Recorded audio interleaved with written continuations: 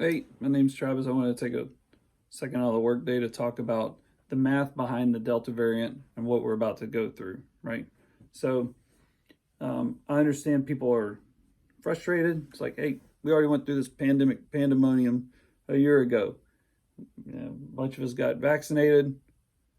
We already did the masks. We've been told we could take the mask off. What's the deal? Why we have to go through all this again? Well, I'm going to explain why, right? And I'm going to talk about the math.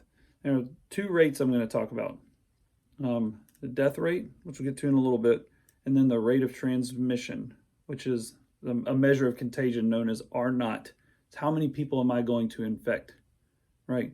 If I am contagious, how many people do I infect with a virus? It's really important for any virus to understand that value, right? I'm not going to get into viral load or severity of the virus or symptoms or any of that kind of stuff because I'm not a doctor. But I've done a lot of math in my day. Right? I've forgotten more math than I know.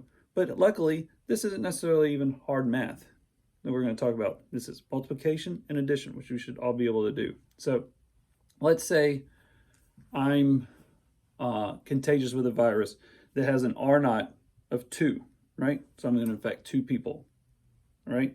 Those 2 people will go on to infect 2 more people because R naught is the average rate of infection. Some may infect more, some may infect less, but on average, it's 2 people, right?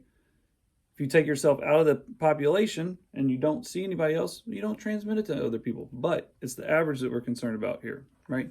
So I infect 2, they infect 2 more each. That's 4. Those 4 go on to infect 2 more each. That's, you guessed it, 8. And then 16 were infected by those 8. And then 32 were infected by those 16, and so on. But we're going to stop at week 5 for the sake of this argument, right?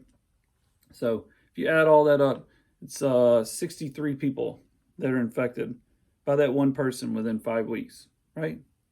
That's with an R naught value of 2. What we found with the original COVID virus is that the R naught value was 2.7, right? So one person infects, you guessed it, 2.7 others.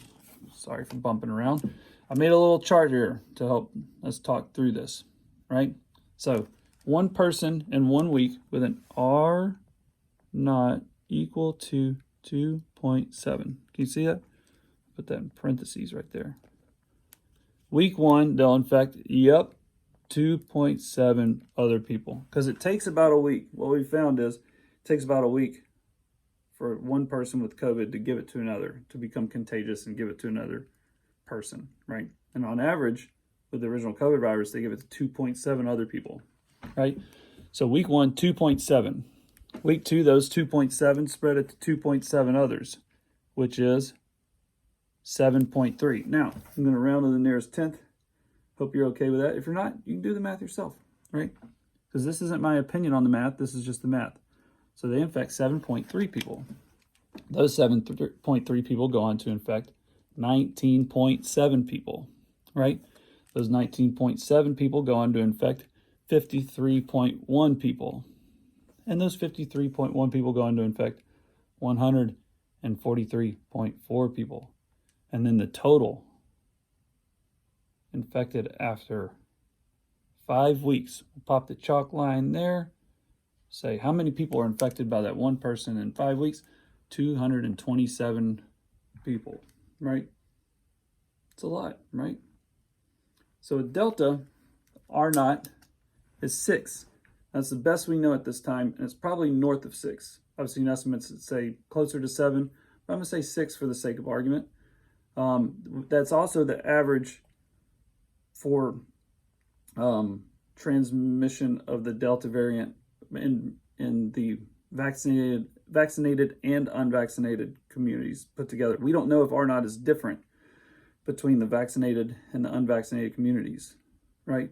And the CDC had some leaked emails recently talking about this. If you want to go check that out, you can check that out as well. But we're going to say for R naught of 6, how many people do I infect in 1 week? You guessed it, 6. And then those 6 go on to infect 6 more each, which is what?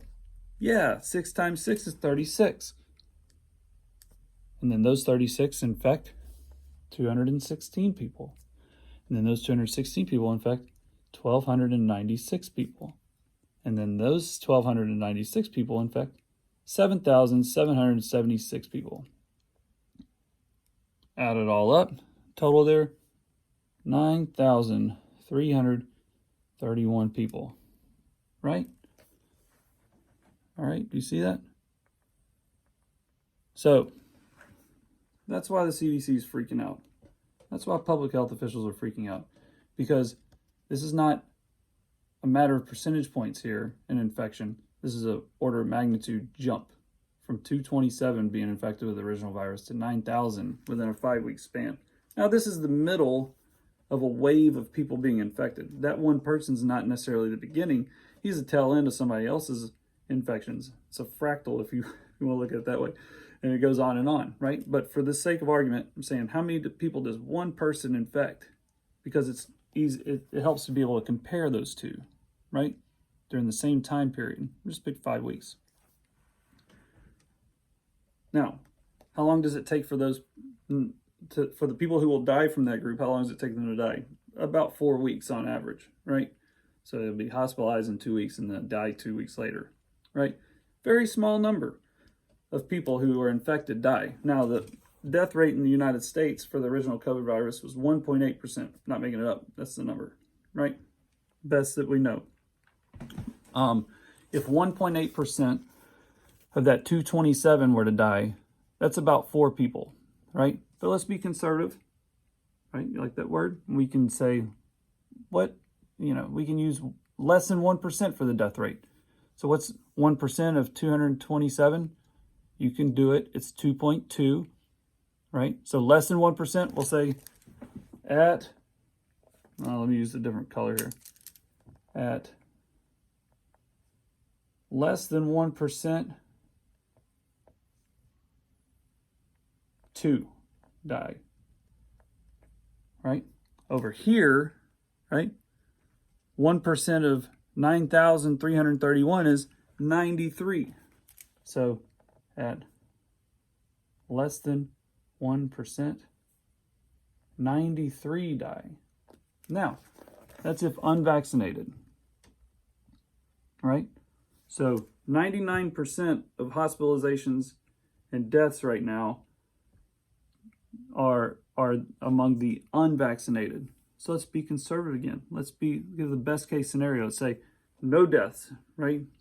If you're vaccinated, if all those people are vaccinated, none of them die, right? Best case scenario,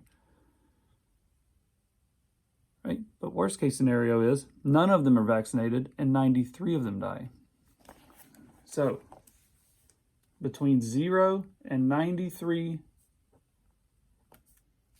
will die depending on where you live, right? Depending on the community that's being affected by this. Best case scenario, 0 die. Worst case scenario, 93 die. Depends on where you live. So that's why you're seeing a push to get people vaccinated. That's why you're seeing them incentivize people. They're proposing even giving people cash payouts to get vaccinated. And that's why you're going to see masks put back in place. And that's why you're going to see stores closing, because we can't tell among those that are unmasked, you can't tell who's been vaccinated or unvaccinated. In fact, a lot of red states have made it illegal for businesses to ask if their employees or their patrons are vaccinated. So you can't tell them, you're not allowed to even ask, right? So we're going to end up punishing everybody. The vaccinated are going to have to mask up again to protect the unvaccinated. That's the gamble we're making. A lot of people don't like that. Public health officials aren't going to say, well, for those unvaccinated, screw them, they can just die, right? We'll risk having that many more deaths, because we're in the middle of this wave right now, and you're seeing a lot more cases pop up, and you're going to start seeing a lot more deaths start to pile up, especially among unvaccinated communities. And they can see that. They can do this math. This is not hard math, right? They can see it coming, right? You should be able to see it coming too, because we're in the middle of this wave right now. So I hope that helps you be able to understand what we're going through, what we're about to go through.